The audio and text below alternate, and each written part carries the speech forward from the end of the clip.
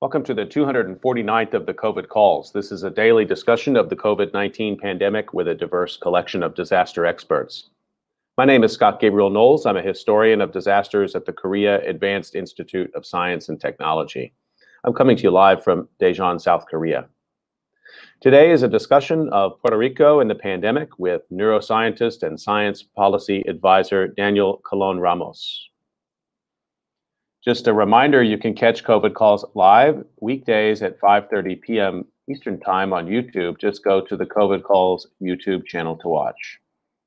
You can hear COVID Calls anytime, recorded as podcasts on Spotify, iTunes, Podbean, or anywhere you get podcasts. You can also keep up with COVID Calls via Twitter using the handle @USOFDisaster or @COVID Calls. Please do help spread the word and send suggestions for future guests and future topics. And please feel free to suggest yourself as a future guest. As a quick programming note, I want to once again express my sincere thanks to United States Representative of the Georgia 5th District, Nikema Williams, who was my guest on Monday. Tremendous discussion, and I hope you'll check that one out on the COVID Calls archive. As of today, March 30th, 2021, there are 2,794,174 deaths from COVID-19 globally. That's according to the Johns Hopkins University Coronavirus Resource Center. The death toll in the United States has climbed to 550,071. In Puerto Rico, with a population of 3.2 million, the death toll is 2,112. Just as a frame of reference, the state of Iowa, with the same population, has a death toll of 5,729. And in fact, 9 states in the United States with smaller populations than Puerto Rico have had more deaths from COVID-19. The way to bring humanity to the numbers, I've been reading a life story or a story of advocacy for those impacted by the pandemic, and I'd like to continue that now. The headline is Family of Teen Who Died in Vieques with No Hospital Since Hurricane Sues Puerto Rico Officials. This was written by Nicole Acevedo and appeared in NBC News February 2nd, 2021. The family of a teenager whose death was blamed on the lack of a functioning hospital and life-saving medical equipment in Vieques, Puerto Rico, is suing the U.S. territory's government for violation of human and civil rights. Heidelise Moreno Ventura, age 13, died last year after suffering flu-like symptoms while living in Vieques, a smaller island off the coast of Puerto Rico. Vieques has not had a functioning hospital since the facility was destroyed during Hurricane Maria more than 3 years ago. Emergency funds to rebuild the small island's only hospital were approved 2 weeks before Heidelise's death, but it still hasn't been rebuilt. Family of Heidelise Moreno Ventura has gone to court seeking justice for Heidelise. Linda Vakil, the family's attorney, told NBC News in a statement, "For them, this simply means making sure that no other family has to experience the loss of a child due to failure to provide adequate medical services in Vieques, an island municipality of about 9,000 people." Jessica Moraima Ventura Perez, Heidelise's mother, has been demanding accountability for her daughter's death from government officials, as well as administrators of health services at the local and federal levels, saying that her daughter will not die in vain.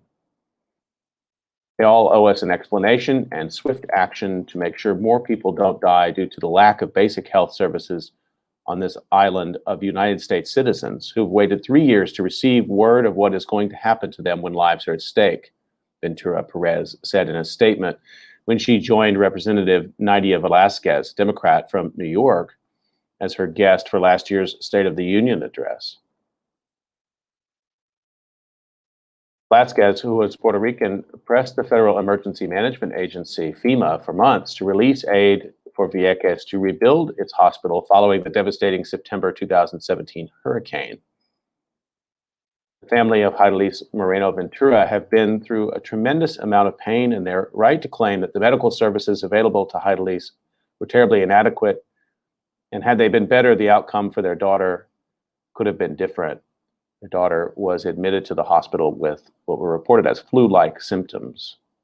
Velasquez told NBC News in a statement.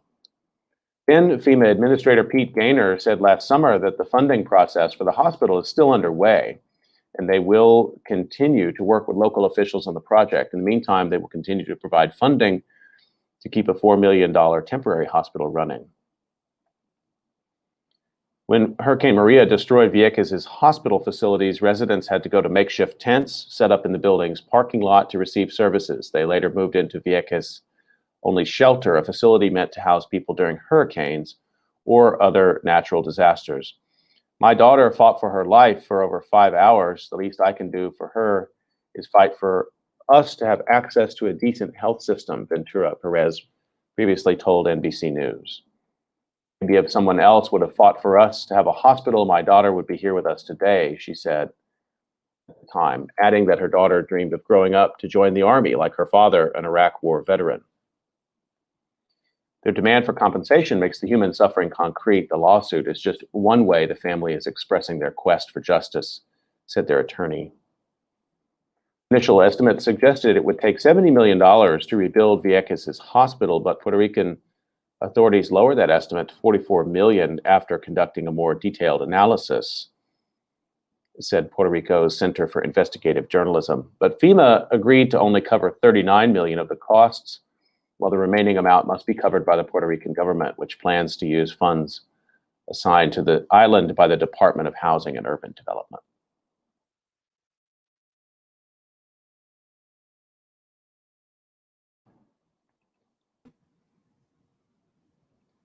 Okay, I'd like to introduce my guest for today. Daniel Alfonso Colon Ramos is the McConnell-Duberg Professor of Neuroscience and Cell Biology at Yale University's School of Medicine, where his lab studies the cell biology of the synapse during development and learning. Daniel was born and raised in Puerto Rico. He completed his bachelor's degree at Harvard University, his PhD in the lab of Dr. Sally Kornbluth at Duke University, and was a postdoctoral fellow in the lab of Dr. Kang Shen at Stanford. He's also the founder of the nonprofit organization Ciencia Puerto Rico, a collaborative network for people interested in science and Puerto Rico. In 2020, he was named to the National Academy of Medicine. Daniel Colon Ramos, thank you so much for making time to join me on COVID Calls today. Thank you for having me in the show. I'd like to start the way I usually do, just find out where you're calling in from, what the pandemic situation is there today. Maybe tell us about the vaccination situation too.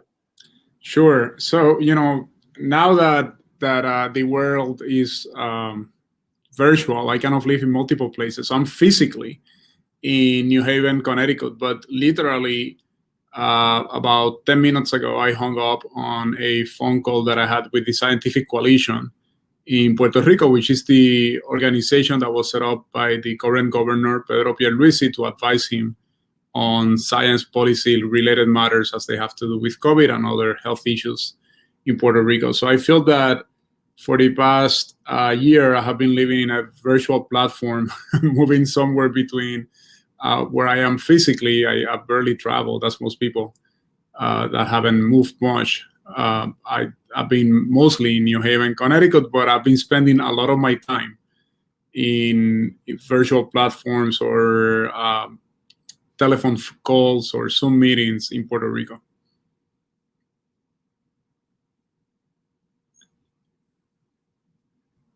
Can you give us a bit of an update on what the situation is looking like in Puerto Rico? It's fascinating you describe yourself sort of spread between these two worlds, even though you never leave your office. It's an uncanny experience. Right. Give us a little bit of a sense of how things are looking there on the island. Yes, absolutely. So Puerto Rico just announced that they have administered over 1 million vaccine doses, which is a significant accomplishment for the island. It actually is an archipelago, and some of the areas, including Vieques, which we're talking about, is now the population there is now fully vaccinated. So the population of Vieques and Culebra, which are two municipalities that are part of the archipelago of Puerto Rico, are fully vaccinated.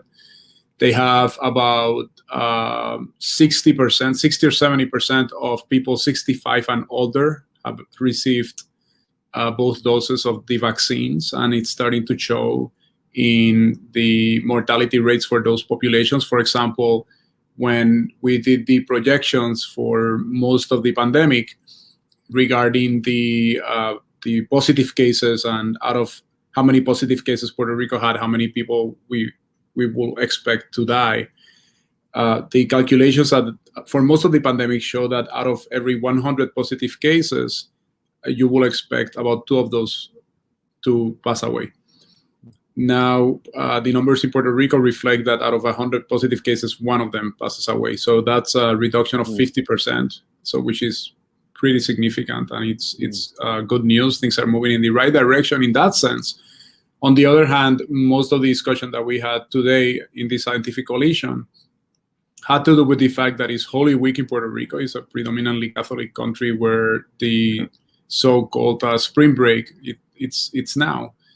There are a lot of visitors right now. A lot of people, people are tired of the pandemic. They're going out on vacation, and the cases are rising. So they're rising as we're entering Holy Week, and that we're concerned about what that will mean for the rates of positivity cases, for the hospitalizations, and for the deaths in the upcoming weeks.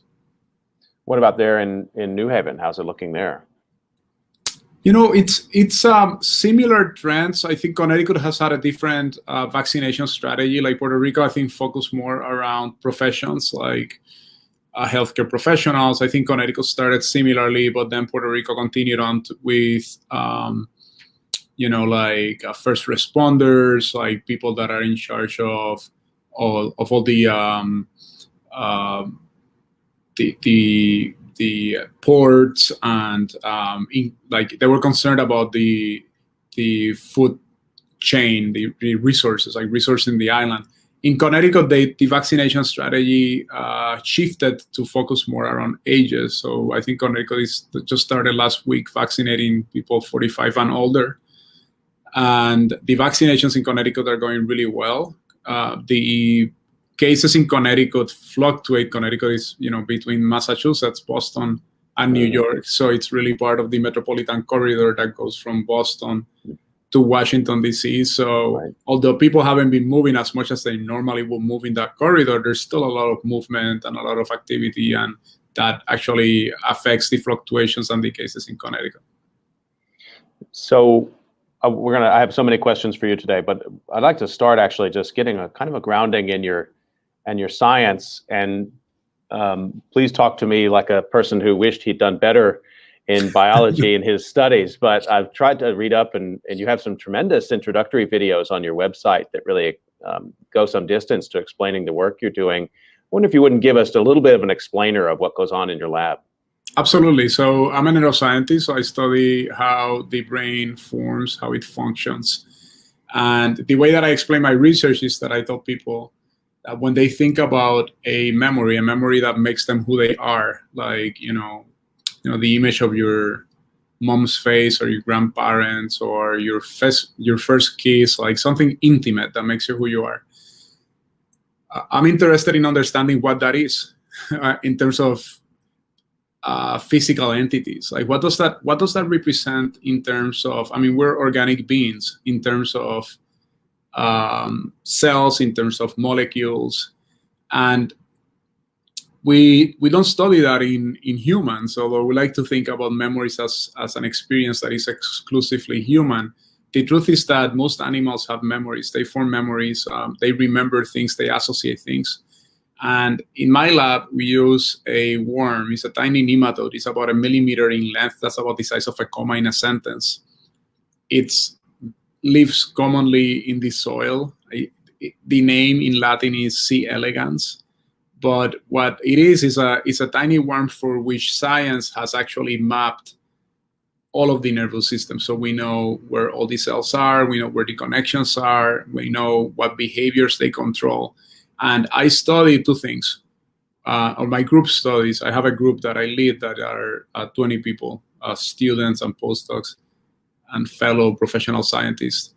They are interested in 2 main questions. One of them is, how is it that these connections are established?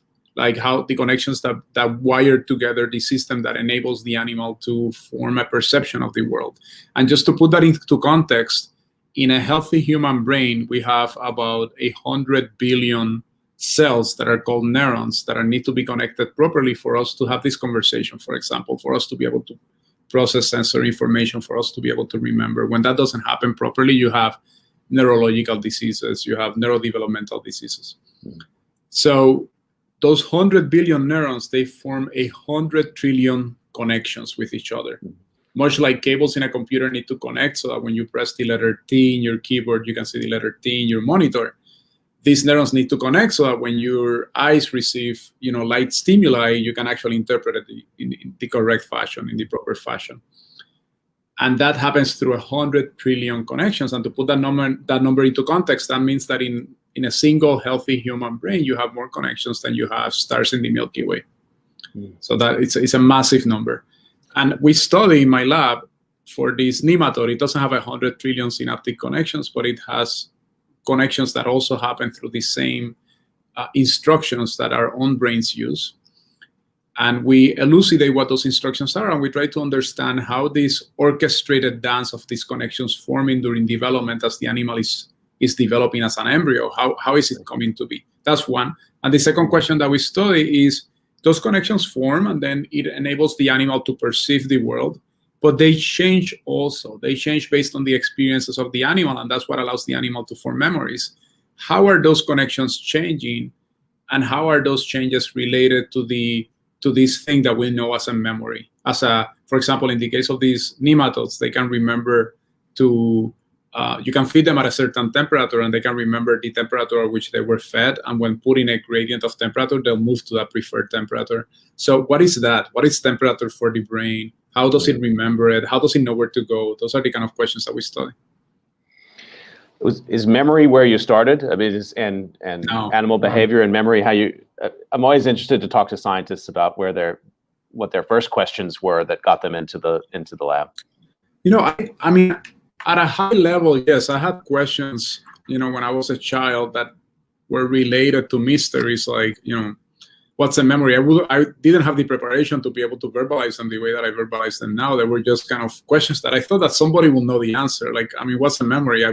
You will think that somebody will have figured that out by now. But the truth is that for the most important questions, we lack answers. That's why they're scientists. Like, it surprised me when I was finishing college and I started working in a lab and preparing to go to graduate school to get my PhD, and later getting my PhD in graduate school, that most of what you do as a scientist is formulating questions, because there's so many questions that lack answers that are so important. So the kind of questions that I asked myself when I was a child growing up in Puerto Rico are, there are these plants, for example. Puerto Rico is a tropical country, so there are a lot of beautiful examples from the tropics that will captivate my imagination. There are these plants that we call moribibi. In the scientific name of the plant is Mimosa pudica, and it's really a weed. It grows everywhere, but if you touch it, it actually the plant senses it and it closes its leaves. It all of a sudden it looks from like a really green plant to something that's like dry and dying. And it's thought that they do that to avoid them being grazed by the cows, because they kind of shrivel down. And so, but as a child, I will look at that and I will think, well, most people say that plants don't feel, but here I am touching this plant and it's actually moving and closing and responding to me touching them. Like, what does that mean that they don't feel? Like, is this plant feeling the same way that I'm feeling? Or how is this plant sensing that I just touched that I'm able to move all its leaves very fast to kind of hide itself? And I had questions like that. But my first research projects were projects in which I was a little bit playing with my interest in science, but also my identity as a Puerto Rican. So I did a lot of work early on in college, and even before college, in high school, about the use of medicinal plants. And I couldn't verbalize it the way I'm going to verbalize it now back then. But I think what I was doing, those interests were my response to the fact that whenever I read about scientific discoveries and I read about scientific knowledge, there were always examples that came from elsewhere. And I think I subconsciously, I was thinking there's a wealth of knowledge that hasn't been, there's a wealth of knowledge and capacity and and possibilities that just that are not acknowledged in the scientific literature. I almost felt like there were whole communities that were ignored, including my community, by science. And I think the way that I responded to that was by using my scientific training early on, which was very green, by the way, like I was just starting to train, to try to go to communities that I felt an affiliation to, and study their scientific knowledge, what I perceive as their scientific knowledge, which was in that context the use of medicinal plants, which is what they had available through many years of trial and errors, and validating that or at least examining the use of those medicinal plants and the value that had for humanity. So you're describing an approach, I guess we would call looking at traditional medicine or indigenous medical practices. And I wonder if you could say a little bit more about that, because I'm fascinated by your description that you started with what was around you. Of course, that's the logical thing you're going to do, and finding a mismatch between that and what you're seeing in the so-called scientific literature that's out there. But then when you talk to people and engage those conversations, what were those like, and how did you begin to sort of develop a picture that there's different ways of approaching knowledge making in the world?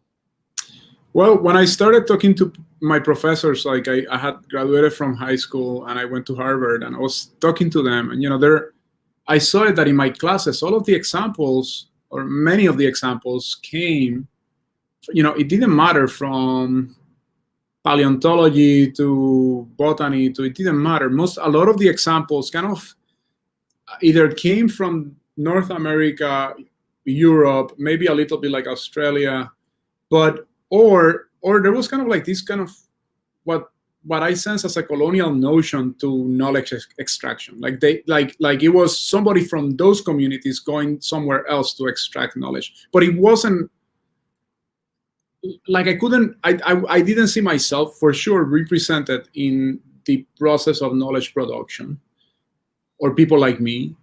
And I also didn't see other groups represented. It wasn't like there were collaborators in Africa also working with it. It was very kind of like top down, like these are the knowledge centers, and either the knowledge is produced in these places, or we go there and we figure it out. That was kind of how I perceived it. I couldn't say it then that way, but that's how I perceived it. Yet I had grown up in community. I mean, I grew up in Puerto Rico, so I knew that there was knowledge there, and I knew that people at Harvard were no smarter than the people that I grew up with in Puerto Rico. They just had more opportunities. So I was thinking, these knowledge centers, as wonderful as they are, because it was an amazing experience to have been educated at a resource and privileged place like Harvard, but as resource as they are, they're missing a lot if they don't acknowledge that if centers like that don't acknowledge that there are other knowledge bases that have also been in other ways. I'm not validating all ways of knowledge formation. I do believe in the scientific method, but at the same time, I think that their wealth of knowledge that the scientific method it is well served by examining in other parts of the world. That's what I was kind of really feeling at that point. I couldn't verbalize it the way I'm verbalizing it today, but that's what I was feeling. And the way that manifested itself is that I started seeking out opportunities. While most of my classmates were actually spending their summers staying in the medical school at Harvard and working in a lab, that kind of felt distant to me. Mm-hmm. And I started seeking out opportunities to go to Honduras or to go to Panama. And there I worked, for example, in Panama. I collaborated with the Smithsonian Tropical Research Institute, and I visited indigenous communities in the remote areas of the Panama Canal.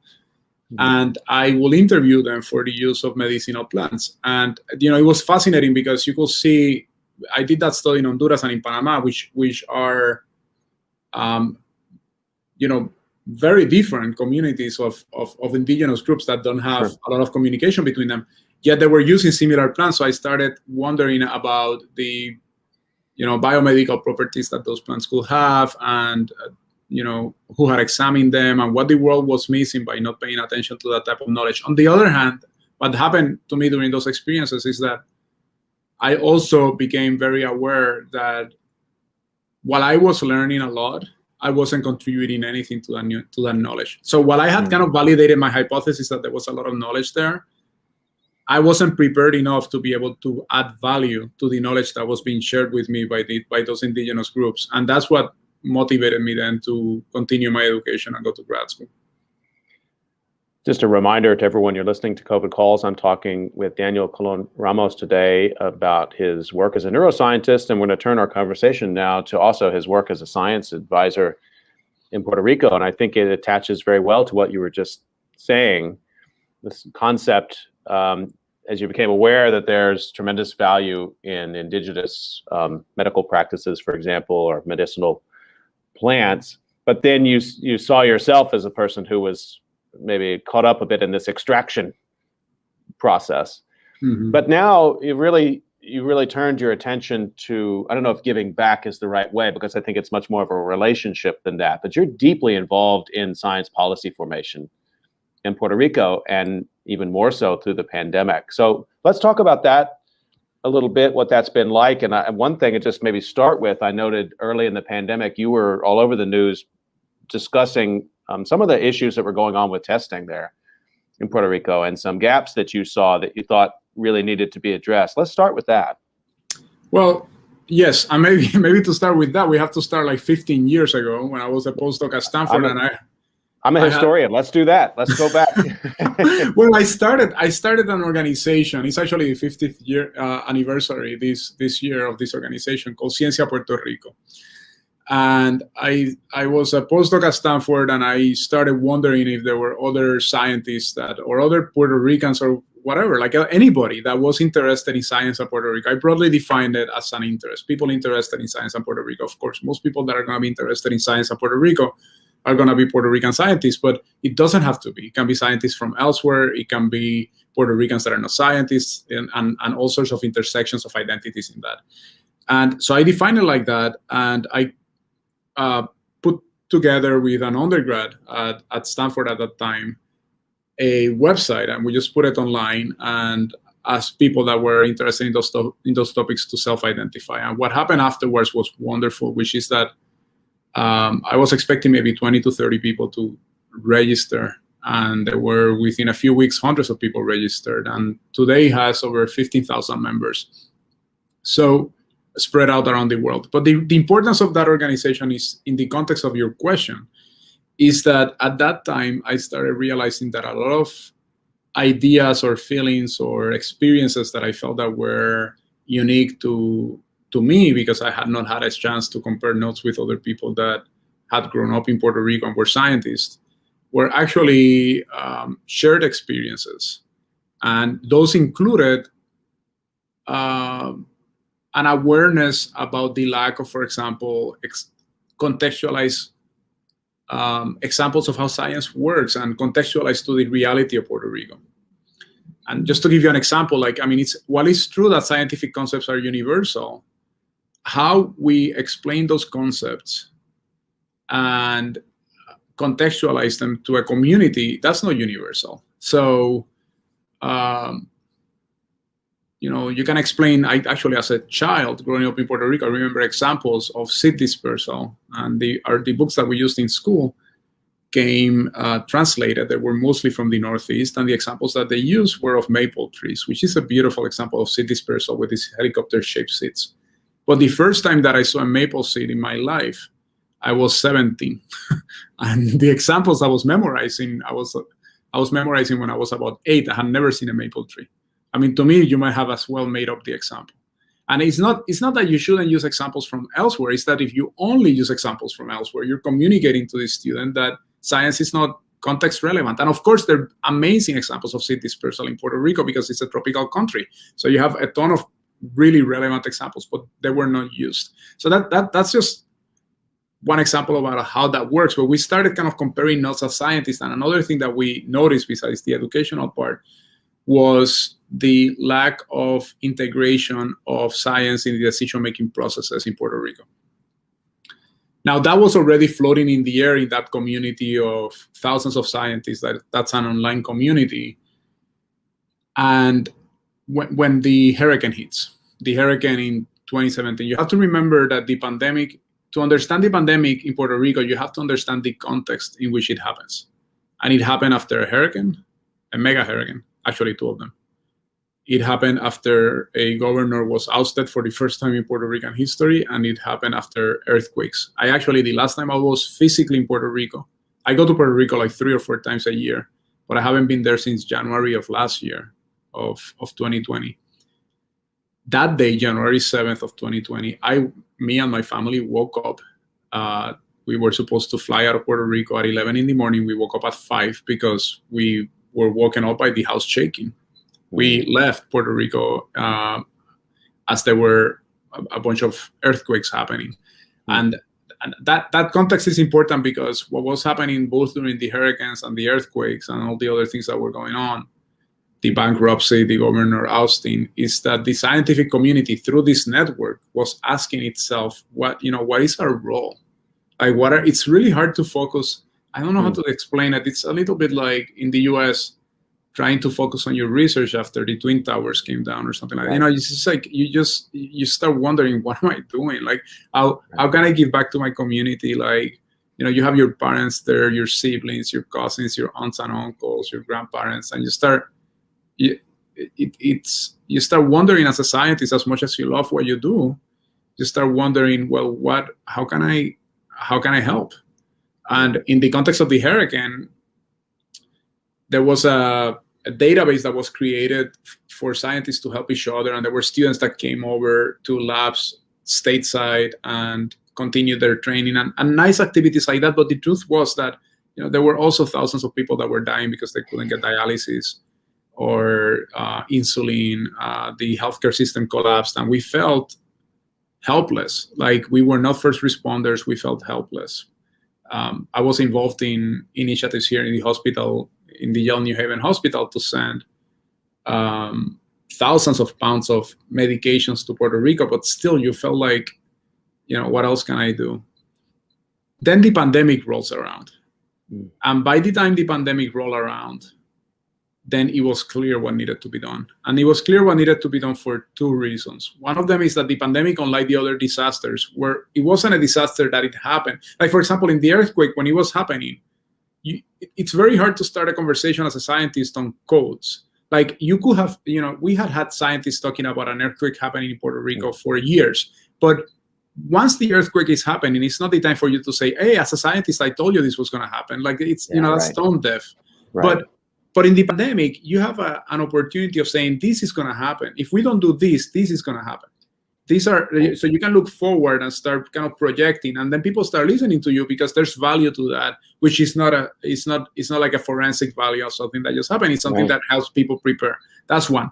And the second thing that happened was that the statements in March of 2020, a year ago, in Puerto Rico about the pandemic by the public health officials at the time, it was clear that not only were they unprepared, they were in denial. They were essentially saying things that were patently false. Like, they were, for example, saying things that the pandemic wasn't going to make it to Puerto Rico because there were no direct flights between Puerto Rico and China. That's like a statement made by one of the public health officials, or that people didn't need to worry about the pandemic because it wasn't that contagious. So if somebody were to sneeze in a room that you were in and you were to touch where they sneezed, it didn't matter because once it had touched the surface, it wasn't as contagious. And as scientists, we started communicating with each other through this network and decided, well, we have to do something about it. And so it happens, we're talking about my research preparation early on. So it happens that the techniques that are used for testing for the virus, we're not a virology lab, but the techniques that are used, which are molecular techniques, are very similar to techniques that I use in my lab and techniques that I'm familiarized with, and I knew that happened in Puerto Rico. So I knew that Puerto Rico had the capacity to do that. Thank you for explaining that, and I mean this organization, Ciencia Puerto Rico, this network that you're describing. I mean, just to follow up one bit on that, is most of that, would you describe, part of the sort of diaspora community, and most of the people who are engaged in that are not in Puerto Rico itself? They're dispersed, or what's the balance there? Because I'm picturing what you're describing. Right. This network comes in. I mean, not that different from the sort of neural network you were describing earlier. All of a sudden, it starts firing. That's right. And I'm picturing a world rather than just Puerto Rico, or Puerto Rico and New York, or Puerto Rico and New Haven. Absolutely, and not only that, but our identities are intersectional. So this network is a network of scientists that have a link to Puerto Rico. So I will say that the majority of them, if you compare all territories in the world, the majority of them are in Puerto Rico, but a good amount, I think almost half of them are outside of Puerto Rico. It's just spread out in many places outside of Puerto Rico. So, but not only that, like all of those people have their own networks. So, for example, in my case, just to bring it to my own experience, in January last year, I was talking to my postdoc, who's now a professor at Fudan University in Shanghai, and I'm talking to him about the lockdowns that are happening in Shanghai.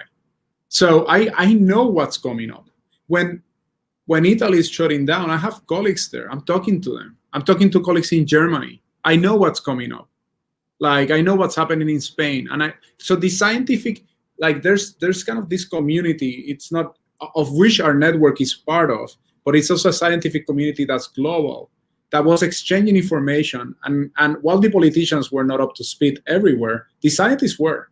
And the scientists were exchanging information, saying, this is coming, this is happening, this is how we need to prepare for it. And at different places, politicians were, we see it in the consequences of the pandemic, but politicians were either listening to the scientists or no. At that time, I remember having a conversation with a colleague saying, it's interesting because this pandemic, we usually think about politics globally breaking across lines of like liberal and conservative and that type of axis. And all of a sudden, there was a new axis I had never seen, which is kind of like how much the government listened to science, regardless of if it was an authoritarian government or a democracy or liberal or a socialist or capitalist. It didn't matter. Like how much it listened to science and how much it did not. And you had, liberal governments like López Obrador and conservative governments like Donald Trump having the same problems because of how they didn't listen to the scientists. It's an amazing way to sort of break that down. And you were saying earlier that some of what you were hearing was very distressing coming out of public health in Puerto Rico, or maybe the political side of public health. But the statistics that I read at the top tell a story that compared to other absolutely, states, something changed as you went into the summer. Break that down for us. So the scientific community, so early March, actually February and early March, the government it's in denial. But then what happened was that, and now you have to remember, this is a country that had was still going through earthquakes. There were still earthquakes going on. There were scandals having to do with supplies that were hidden during the earthquakes. The press was on top of the administration because of how they had mismanaged the situation with the earthquakes. When the pandemic starts, the whole society is sensitized. The scientific community having to do with Puerto Rico is sensitized. And there was kind of like an organic alliance that was formed between the scientists and the press. Like the scientists started posting information in social media, and the press started reaching out to the scientists and interviewing them. And that created huge political pressure. All of a sudden, you had the public listening to the scientists and not trusting the government. And then something fascinating happened. There was like a 180 change in terms of policy, where they went from this is never happening here to then the governor at that time, Wanda Vázquez, convened, to my knowledge, for the first time, an advisory group to advise her on scientific matters. And it was an advisory group composed of primarily people in the healthcare sector. They were primarily MDs or epidemiologists. So it was called the Medical Task Force. And they started meeting with her and advising her, and they advised her to shut down the country. And she was the first jurisdiction in the US that completely shut down Puerto Rico. So that essentially stopped the virus on its tracks. And Puerto Rico had amazing numbers. Actually, the numbers of Puerto Rico up until like the end of June of 2020 were similar to New Zealand. And because it's an island, it actually could control them very well. Then what happened after that was kind of the pendulum swung the other way. And they had not established yet the testing, the contact tracing. There were a lot of deficiencies in the public health department that needed to be compensated for, the data analysis systems. And they didn't use the opportunity during those early months where they had shut down to establish them. So when July comes around, we have an idea that the numbers are good, and they use that for like broad reopenings, which unfortunately coincide with the primaries. So there was an election that was happening. They were trying to garner the favor of the populace, and they were and that most of the deaths that you mentioned, 2,000 and chunk, happened during that period between, I would say, August of 2020 and December of 2020. Okay. I hadn't realized that, or I had forgotten that Puerto Rico was the first to go into that lockdown. And of course, for any governor to do that, to take aggressive action in the spring and summer, incurred the wrath of the Trump administration. And I, those politics, the tensions, I really like how you talked about, the sort of background in Hurricane Maria and the earthquakes.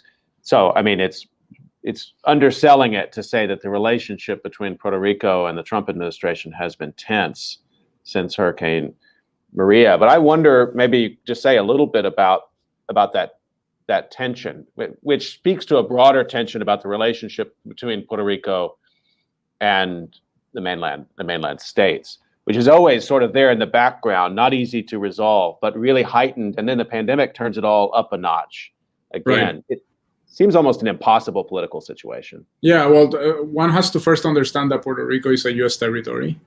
It's considered by many a colony. It's actually bankrupt right now. It's under a fiscal control board that wasn't elected by the people of Puerto Rico. It was actually established by the U.S. federal government under the administration of Barack Obama. Then this is a problem that Trump exacerbated for sure and made very public, but precedes him. It's a structural problem between the U.S. and a colony that has been going on since 1898. We are subject to the Jones Act, for example. Like any goods that arrive in Puerto Rico, they have to pass through the U.S. first, and they have to come in the U.S. mercantile system. Or if they arrive in Puerto Rico first, then it's much harder to then bring them to the U.S. because of the tariffs that are part of that system, as opposed to, for example, something that arrives in Florida and then can be driven anywhere in the continental U.S. So those structural things have affected the relationship of Puerto Rico and the U.S. for over 100 years, for better and for worse, in some ways, in ways that have benefited many people. I have benefited from the fact that I could go to Harvard, and I could apply to student loans and things like that. But a lot of people have been also affected negatively by that relationship, and there are aspects also of my life that have been affected negatively by that relationship. And when one of the fallouts of that colonial relationship has to do with the structures of power and decision making. When the hurricane happens, then there was an expectation that there were a number of federal programs that were gonna be implemented to help Puerto Rico. There were disparities in how those fell. You have to remember that these hurricanes also affected Florida and Texas. Florida and Texas ended up receiving far more resources than Puerto Rico. The resources in Puerto Rico were delayed. There are famous quotes by Donald Trump saying, well, there's a huge ocean between here and Puerto Rico.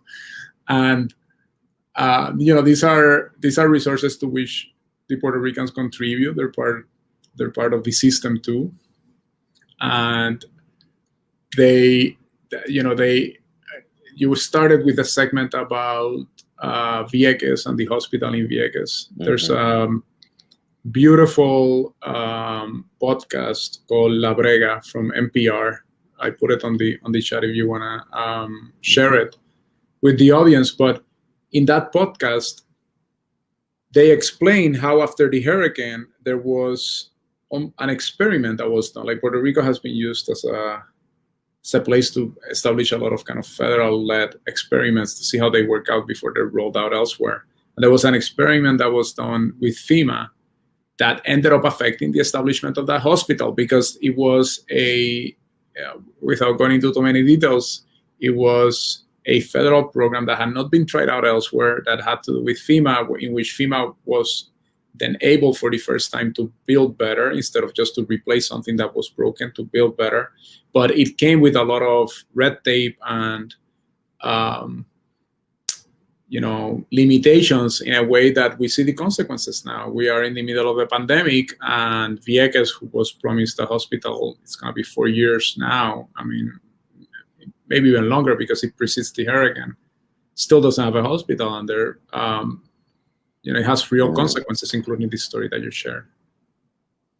I mean, in that sense, and I'm glad you used the sort of discussion about and language like colonial relationship, and this is something that interests me very much, and you were talking about it earlier, that when we see the pandemic breaking out in Puerto Rico, we have to sort of bring into mind the full chain of these previous disasters, which are themselves caught up in this sort of colonial relationship. That Correct. The amount of resources are not the same, the amount of infrastructure is not the same, and maybe attempts to address those structurally through policy, the way you might in California or New York or Florida, has also been lacking. Correct, and there's also like cultural repercussions to that structural relationship. Like, just to give you an example, one of the statements of the Secretary of Health a year ago, the one that I was talking about that was a little on denial about the pandemic coming to Puerto Rico. When he was asked if we were prepared, he said, yes, absolutely, we're prepared. The CDC is prepared, and the CDC is going to do the testing for Puerto Rico. The CDC wasn't prepared even for... First, the CDC is not there to testing for Puerto Rico. Like, I was here in Connecticut, and Connecticut was setting up its own systems. The Yale University was setting up its own systems. But the mentality, when you're a colony, part of the fallout of that relationship is you lose a lot of control over things that happen in your own territory. And the fallout of that at a cultural level is that it puts you in a passive position. I tell people it's a little bit, it feels like you are waiting at the gate in the airport, and you're kind of passively waiting for them to tell you when the airplane is going to leave, and they keep on telling you the airplane is delayed 15 minutes, the airplane is delayed 15 minutes, but you don't feel there's anything you can do. Like, you're not going to go there and fix the airplane. You're not a pilot. So similarly, like in these colonial relationships, like as they relate to the pandemic, there was this notion that somehow help was going to come from elsewhere. And I clearly remember actually having conversations with people here at the hospital, in the Yale New Haven Hospital, in which I had asked them about the possibility of sending some supplies to Puerto Rico, like masks and surgical masks and simple things like that. And the president of the hospital, who I knew, told me, look, we help with the hurricane, but right now this is a pandemic, and we have to make sure that we have resources for the people here in New Haven. And that made it clear to me, like, everyone has, like, it's a pandemic. Like, people are not, they don't have the bandwidth to help you out. You just have to, like, stand on your own 2 feet. And that's a new concept for many people when they come from a structural relationship of power, like a colony. There was a sense then that we needed to wait for the US to come and somehow establish the test or do the test for us or things like that. And what the scientific community did, and this is something that's kind of ingrained in our training as scientists, is this notion that, when there's a problem, you have to look for a solution. And we're trained to do that. We're trained to, like, find problems and then look for solutions. But it took reframing. It took a lot of conversations of reframing, of telling people, no, no one is going to solve this for us. It did help that a lot of people in Puerto Rico were primed by the experience of the hurricane, because that's exactly what had happened in the hurricane. In the hurricane, people were left waiting, and the help never came. But what you're describing has to be seen in the context, too, of a complete breakdown of emergency management in the United States at the federal level in the crucial early months of the pandemic. So then you might think, okay, well, then we could rely on sort of mutual aid state to state, which is what often happens in disasters. But this was an unprecedented sort of experience, at least in over 100 years. Every state's emergency operations center and all municipalities were activated. So to call up Florida and say, how about some help? That's not the way that's going to work. You know, we established relationships and collaborations with research centers, including here at Yale. And I remember having a conversation with experts here, and they were saying, why doesn't Puerto Rico, because, you know, in the Lesser Antilles, you have representation of a bunch of European countries that had set up testing and had set up testing much better than the US and successfully. And they were saying, why doesn't Puerto Rico like go and ask help to the Netherlands or France or England, which are represented in the Lesser Antilles? And I was, you know, it would have taken me too long to explain to my colleagues, but it's again the colonial relationship. It's this idea that there's a metropolis and that's what's gonna provide all the answers. There wasn't even the imagination of going right next door and saying, okay, let's establish a collaboration for testing so we can both get through this, because we're actually occupying the same geographical region.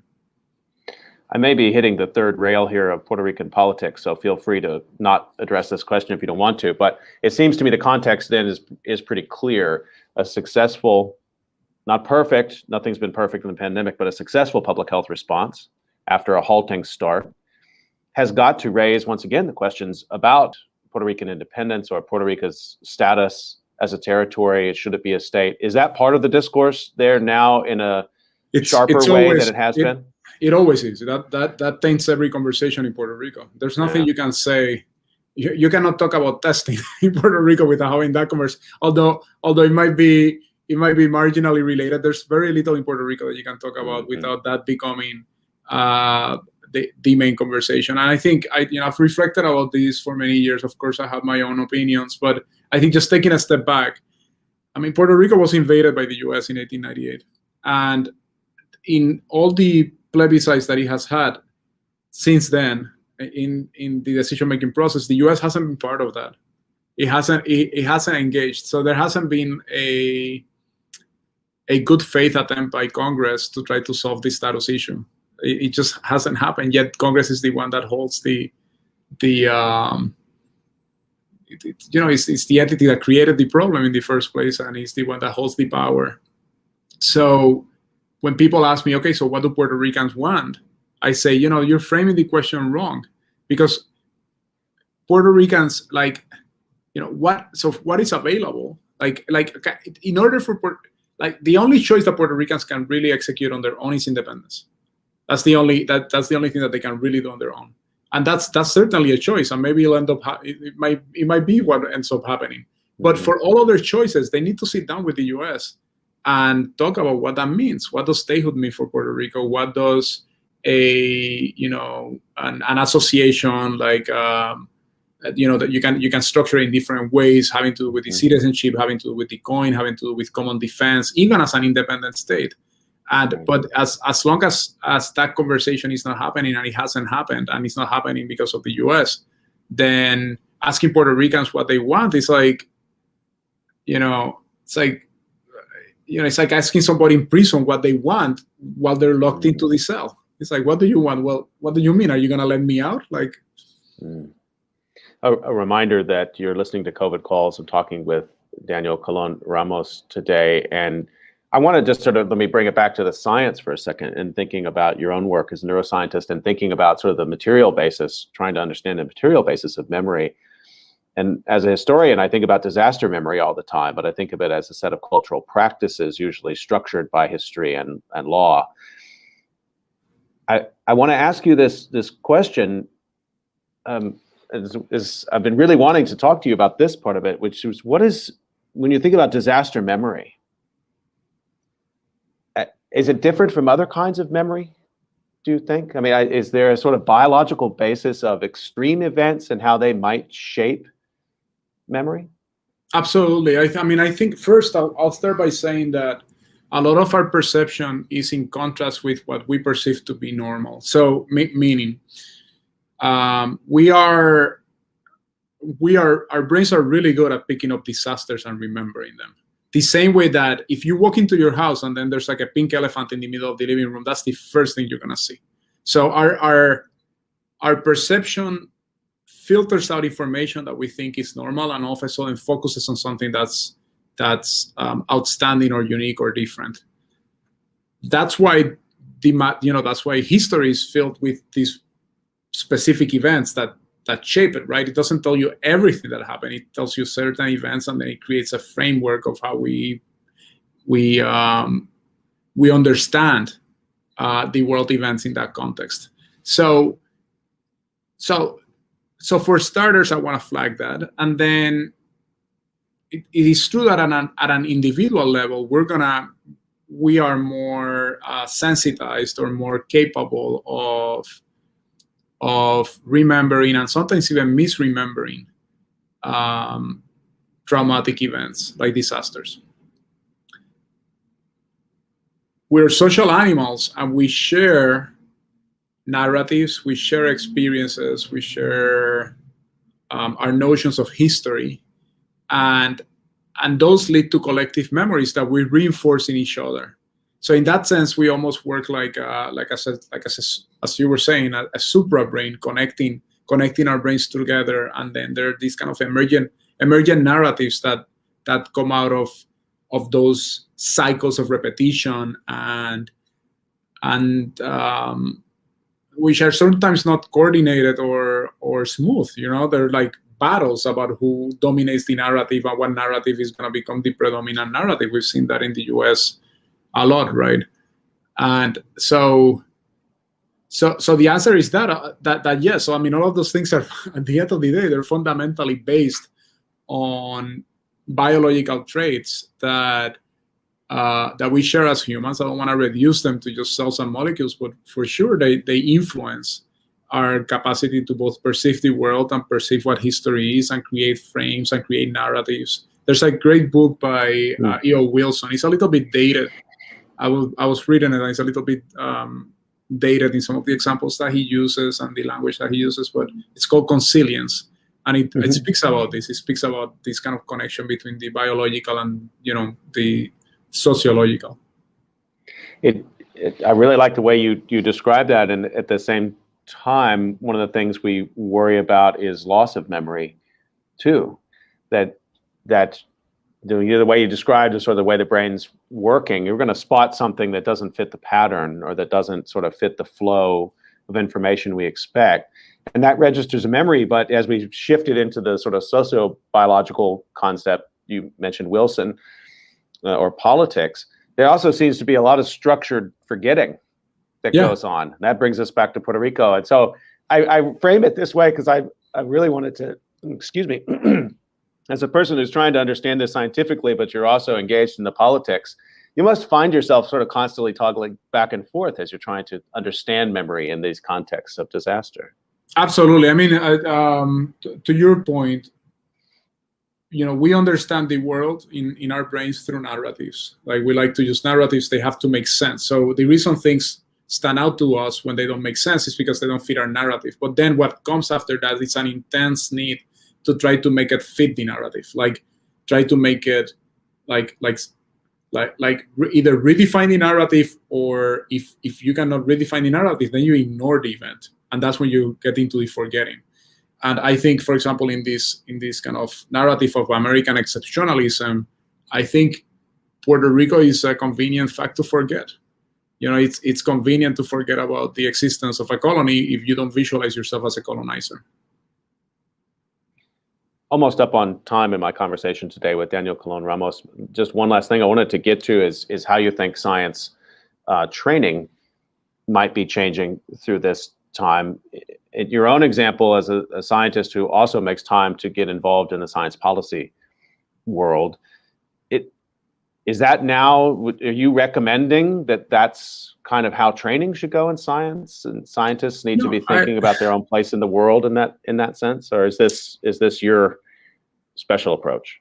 I think scientists are trained to solve problems. And I think that when it comes to policy and when it comes to science-related themes that are not necessarily like what we call bench side things, like things that I will do in my bench in my lab.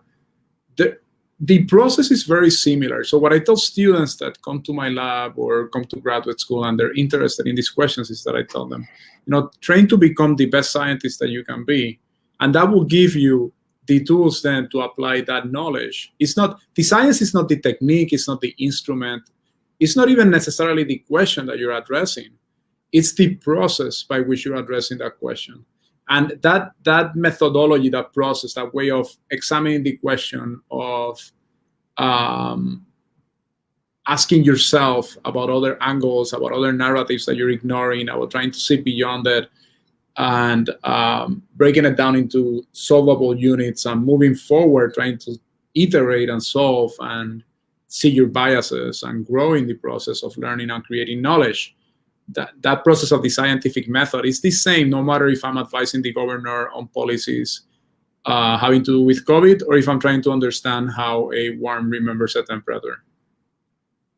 Just a reminder, you've been listening to COVID Calls, and you can catch COVID Calls every weekday, 5:30 p.m. Eastern Time. Tomorrow I'll be talking about, in the 250th episode, I'll be talking about emergency management with Jeff Schlegelmilch from Columbia University and Samantha Montano, and Alex Goldstein of Faces of COVID will join me tomorrow as well. I want to thank my guest today for a wide-ranging, really fascinating conversation and for giving me so much time today. Daniel Colon Ramos, thanks for all you're doing and for your time.